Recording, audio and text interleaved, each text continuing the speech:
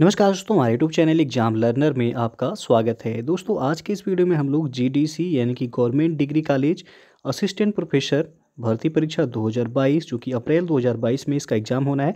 GS paper में GS के top 20 question को हम लोग आज देखेंगे।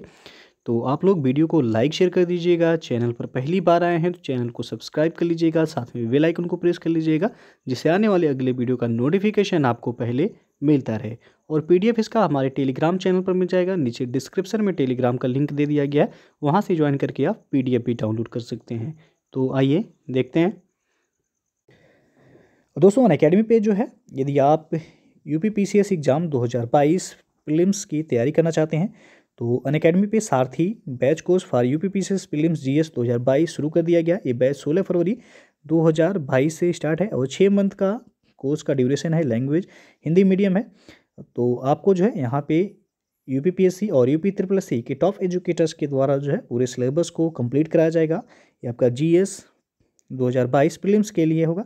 तो यदि आप इस बैच से जुड़ना चाहते हैं, नीचे डिस्क्रिप्शन में लिंक दे दिया गया है, वहाँ से जाके आप चेक कर सकते हैं, या फिर आप अनअकैडमी का जो है लर्निंग ऐप डाउनलोड करके वहाँ से आप सब्सक्रिप्शन लेके इस कोर्स से जुड़ सकते हैं।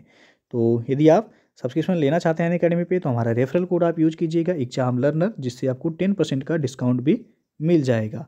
तो ये आप रेफरल कोड सब्सक्रिप्शन लेते समय यूज जरूर कीजिएगा। दोस्तों, अनअकैडमी आपके लिए लेकर आया है मेगा सब्सक्रिप्शन ऑफर। यदि आप 1 साल का सब्सक्रिप्शन खरीदते हैं अनअकैडमी पे तो आपको 2 मंथ का फ्री सब्सक्रिप्शन दिया जा रहा है। ये ऑफ़र आपका 8 और 9 फरवरी 2022 के लिए ही वैलिड है। नीचे इसका डिस्क्रिप्शन में डिटेल दे दिया गया है, वहाँ से जाके आप चेक कर सकते हैं।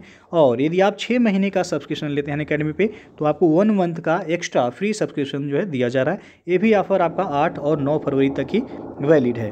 और आपको बता दें कि अनअकैडमी पे जो है गवर्नमेंट एग्जाम स्कॉलरशिप टेस्ट जो है कराया जा रहा है। आप चाहे एसएससी एग्जाम जो है की तैयारी कर रहे हैं, बैंक या रेलवे किसी भी एग्जाम की तैयारी कर रहे हैं, तो इस जो है टेस्ट को ज्वाइन करके आप जो है ढेर सारे इनाम जीत सकते हैं। रैंक 1 जो है जो लाएगा उनको आप देख सकते हैं, आपका लैपटॉप दिया जाएगा। फिर जो है रैंक 2 से लेके रैंक 6 तक के लिए जो है सैमसंग गैलेक्सी का जो है स्मार्टफोन है। और रैंक 7 से रैंक 16 यानी कि 16 तक जो है एक JBL का ट्रू वायरलेस जो है ईयरबड्स है। तो ये भी आप जो है जीत सकते हैं। तो दोस्तों, आज का जो पहला प्रश्न है, निम्नलिखित में से जल जनित रोग नहीं है कौन सा? 4 विकल्प दिया गया, इसमें आपको बताना है कौन सा जल जनित रोग नहीं है। तो इसमें आपका डी ऑप्शन सही हो जाएगा, डेंगू। डेंगू ये जल जनित रोग नहीं है। डेंगू वायरस के कारण होता है जिसके वाहक मच्छर हैं, जबकि टाइफाइड हो गया, हेपेटाइटिस और हैजा ये जो है प्रदूषित जल के कारण होने वाले रोग हैं। तो डी ऑप्शन यहाँ पे सही हो जाएगा। दूसरा प्रश्न है, निम्नलिखित में से कौन सी प्रदूषक गैस प्राकृतिक रूप से और औद्योगिक गतिविधि के परिणाम स्वरूप दोनों से उत्पन्न नहीं होती है? तो यह है क्लोरोफ्लोरोकार्बन यानी कि CFC। ये ऑप्शन सही हो जाएगा। क्लोरोफ्लोरोकार्बन एक ऐसी प्रदूषक है जो औद्योगिक गतिविधि के परिणाम स्वरूप उत्पन्न होती है, जबकि नाइट्रस ऑक्साइड, मीथेन और कार्बन डाइऑक्साइड ये गैसें जो है प्राकृतिक रूप से तथा औद्योगिक गतिविधियों से उत्पन्न होती हैं। तो यहाँ पे ए ऑप्शन सही हो जाएगा। तीसरा प्रश्न है, प्राकृतिक विपदाओं के निम्नलिखित प्रकारों में से किसका निश्चित प्रारंभ और अंत नहीं होता है? तो यहाँ पे डी ऑप्शन सही होगा, सूखा। प्राकृतिक विपदाओं में सूखा का निश्चित प्रारंभ और अंत नहीं होता है, जबकि भूकंप, भूस्खलन, हरिकेन इनके जो है प्रारंभ और अंत के बारे में अनुमान लगाया जा सकता है। अगला प्रश्न है आपका चौथा कि पर्यावरण पर मानवोद्भाविक क्रियाओं का प्रभाव निर्धारित करने में कौन सा कारक सर्वाधिक महत्वपूर्ण है? तो इसमें आपका बी विकल्प सही होगा। यहाँ जनसंख्या, प्रति व्यक्ति धनाढ्यता और संसाधनों का दोहन करने के लिए उपयोग की जाने वाली प्रौद्योगिकी। पर्यावरण पर जो है मानवोद्भविक क्रियाओं का प्रभाव निर्धारित करने में जनसंख्या हो गया, प्रति व्यक्ति धनाढ्यता हो गया और संसाधनों का दोहन करने में उपयोगी प्रौद्योगिकी ये सर्वाधिक महत्वपूर्ण है। तो बी ऑप्शन यहाँ सही हो जाएगा। पांचवा प्रश्न है कि भारत में हाल ही में प्रारंभ किए गए वायु गुणवत्ता सूचकांक में निम्नलिखित में से कौन सा प्रदूषक सम्मिलित नहीं किया गया है? तो इसमें क्लोरोफ्लोरोकार्बन्स को सम्मिलित नहीं किया गया, डी ऑप्शन सही हो जाएगा। और छठवां प्रश्न है, निम्नलिखित में से कौन सा संयोजन नवीकरणीय प्राकृतिक संसाधन प्रकट करता है? तो यहाँ पे सी ऑप्शन सही होगा, मछलियाँ, उर्वर मृदा और ताज़ा जल। नवीकरणीय प्राकृतिक संसाधन वे संसाधन हैं जिनके भंडार में प्राकृतिक या पारिस्थितिक प्रक्रियाओं द्वारा पुनर्स्थापन होता रहता है। तो सी ऑप्शन में जो दिया गया, मछलियाँ, उर्वर मृदा और ताज़ा जल, ये नवीकरणीय प्राकृतिक संसाधन हैं। सातवां प्रश्न है, कुल वैश्विक कार्बन डाइऑक्साइड उत्सर्जनों में भारत का योगदान लगभग कितना है? तो भारत का योगदान लगभग 7% है, बी ऑप्शन यहाँ पे सही हो जाएगा। कुल वैश्विक कार्बन डाइऑक्साइड यानी कि CO2 उत्सर्जन में भारत का योगदान लगभग 7% है। और भारत प्रतिवर्ष जो है 2274 million metric tonne carbon dioxide का उत्सर्जन यह करता है। आठवां प्रश्न है, किस देश में प्रति व्यक्ति जल उपयोग अधिकतम है? तो यह है USA यानी कि संयुक्त राज्य अमेरिका में। संयुक्त राज्य अमेरिका में प्रति व्यक्ति लगभग 2842 घन मीटर प्रति वर्ष अधिकतम जल का उपयोग किया जाता है। और भारत की बात करें तो भारत में लोग प्रति व्यक्ति करीब 1089 घन मीटर प्रति वर्ष जो है जल का उपयोग करते हैं, जबकि वैश्विक औसत प्रति व्यक्ति देखा जाए तो वह 1385 घन मीटर है। तो यहाँ पे ए ऑप्शन सही होगा। नौवां प्रश्न है, निम्नलिखित प्राकृतिक आपदाओं में से कौन सी हाइड्रो मौसमी नहीं है?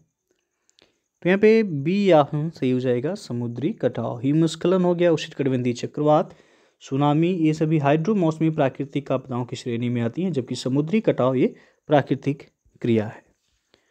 अगला क्वेश्चन है, भारत सरकार का लघु जल विद्युत परियोजनाओं से वर्ष 2022 तक पावर उत्पादन का लक्ष्य कितना है? तो ये लक्ष्य है 5 गीगावाट, बी विकल्प यहाँ पे सही हो जाएगा। भारत सरकार द्वारा लघु जल विद्युत परियोजनाओं से वर्ष 2022 तक 5 गीगावाट पावर उत्पादन का लक्ष्य रखा गया है।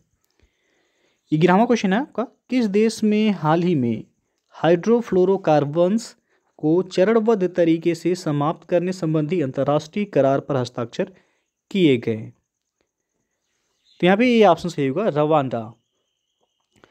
अगस्त 2016 में हाइड्रोफ्लोरोकार्बन्स को चरणबद्ध तरीके से समाप्त करने संबंधी अंतर्राष्ट्रीय करार पर किगाली, जो कि रवांडा में है, रवांडा में हस्ताक्षर किए गए थे। तो यहाँ पे ये ऑप्शन सही हो जाएगा। अगला क्वेश्चन है, राष्ट्रीय जलवायु परिवर्तन नीति के भाग के रूप में भारत सरकार की वर्ष 2030 तक नवीकरणीय ऊर्जा की संस्थापित क्षमता को कहां तक बढ़ाने की योजना है? तो यह योजना है 350 गीगावाट तक, डी ऑप्शन सही होगा। राष्ट्रीय जलवायु परिवर्तन नीति के भाग के रूप में भारत सरकार की वर्ष 2030 तक नवीकरणीय ऊर्जा की क्षमता को 350 गीगावाट तक बढ़ाने की योजना है। और अगला प्रश्न है, ग्रामीण घरों में नाइट्रोजन ऑक्साइड प्रदूषण का स्रोत हो सकता है? पहला दिया गया धूम्र निकास की सुविधा रहित गैस चूल्हा, दूसरा है लकड़ी चूल्हा, तीसरा है मिट्टी तेल वाले हीटर। तो सही कूट का चयन कीजिए। तो यहाँ पे तीनों ही सही है, डी ऑप्शन सही होगा, 1, 2 और 3। ग्रामीण घरों में नाइट्रोजन ऑक्साइड प्रदूषण का स्रोत धूम्र निकास की सुविधा रहित गैस चूल्हा है, लकड़ी चूल्हा है तथा मिट्टी के तेल वाले हीटर हैं। तो डी ऑप्शन सही हो जाएगा आपका तीनों। अगला क्वेश्चन है, निम्नलिखित में से कौन सा वायु प्रदूषण मनुष्य के स्वास्थ्य और जलवायु को भी प्रत्यक्ष रूप से प्रभावित करता है? तो है कजली सूत, ये ऑप्शन सही हो जाएगा। यहाँ पे घरेलू, औद्योगिक और वाहनों से निकलने वाला धुआं, जिसे सूत या सूट कहते हैं, जिसे आम भाषा में कजली या कालिक भी कहा जाता है, यह मनुष्य के स्वास्थ्य और जलवायु पर प्रत्यक्ष रूप से प्रभाव डालता है। इससे दृश्यता में कमी, फेफड़ों में धूल आदि जमना, अस्थमा जैसे अन्य रोग हो जाते हैं। 15वां प्रश्न है, बांग्लादेश और भारत के कुछ भागों में भूजल में आर्सेनिक प्रदूषण का कारण क्या है? तो यह प्राकृतिक स्रोत है, सी विकल्प यहाँ पे सही होगा। बांग्लादेश और भारत के कुछ भागों में जैसे पश्चिम बंगाल, असम और झारखंड के भूजल में आर्सेनिक प्रदूषक पाया जाता है। सर्वाधिक याद रखिएगा, पश्चिम बंगाल में आर्सेनिक प्रदूषक होता है। इसका प्रमुख कारण है प्राकृतिक स्रोत। प्राकृतिक स्रोतों में मुख्य नदियों तथा अन्य बड़े जल स्रोतों के माध्यम से भूजल में आर्सेनिक की मात्रा बढ़ जाती है। अगला प्रश्न अब आपका यहाँ पे मिलान करना है सूची 1 को सूची 2 से और कोड के माध्यम से बताना है कि कौन सा विकल्प यहाँ सही होगा। विश्व स्वास्थ्य दिवस, तो ये 7 अप्रैल को मनाया जाता है, ये का हो जाएगा चौथा। विश्व जनसंख्या दिवस 11 जुलाई को यह मनाया जाता है, बी का हो जाएगा तीसरा। ओजोन दिवस, विश्व ओजोन दिवस 16 सितंबर को मनाया जाता है, सी का हो जाएगा पहला। और विश्व एड्स दिवस ये 1 दिसंबर को मनाया जाता है, तो डी का हो जाएगा दूसरा। यानी कि 4 3 1 2, तो 4 3 1 2 आप देख सकते हैं यहाँ पे बी विकल्प सही होगा। 17वां प्रश्न है, भारत की नदियों में निम्नलिखित में से किसको प्रदूषण का प्रमुख स्रोत माना जाता है? तो वह है अशोधित वाहित मल, बी ऑप्शन यहाँ पे सही होगा। भारत की नदियों में लगातार बढ़ता प्रदूषण अशोधित वाहित मल के कारण है। 18वां प्रश्न है कि ताप विद्युत संयंत्रों में उत्पादित फ्लाई ऐश एक पर्यावरण हितैषी संसाधन है जिसका किसमें उपयोग किया जाता है?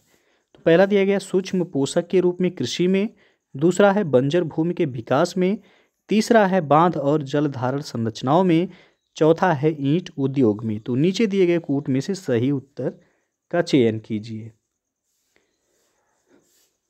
तो यहाँ पे आपका चारों ही जो दिया गया है यहाँ पे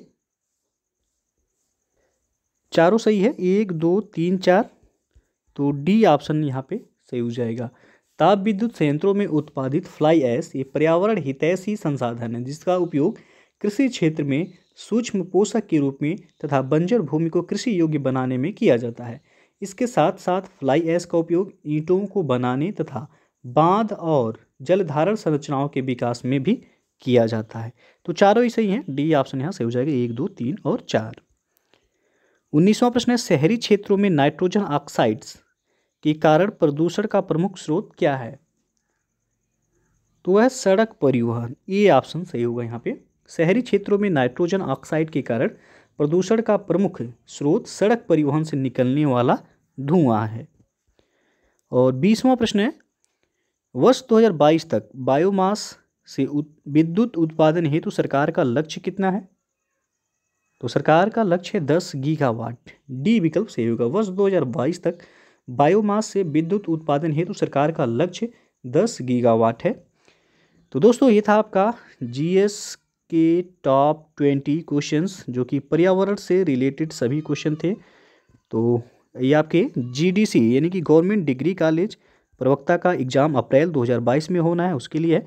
तो वीडियो यदि अच्छा लगा हो लाइक शेयर कर दीजिएगा, चैनल को सब्सक्राइब नहीं किए हैं तो चैनल को सब्सक्राइब कर लीजिएगा, साथ में बेल आइकन को प्रेस कर लीजिएगा जिससे आने वाले अगले वीडियो का नोटिफिकेशन आपको पहले मिलता रहे। तो वीडियो को पूरा देखने के लिए बहुत बहुत धन्यवाद।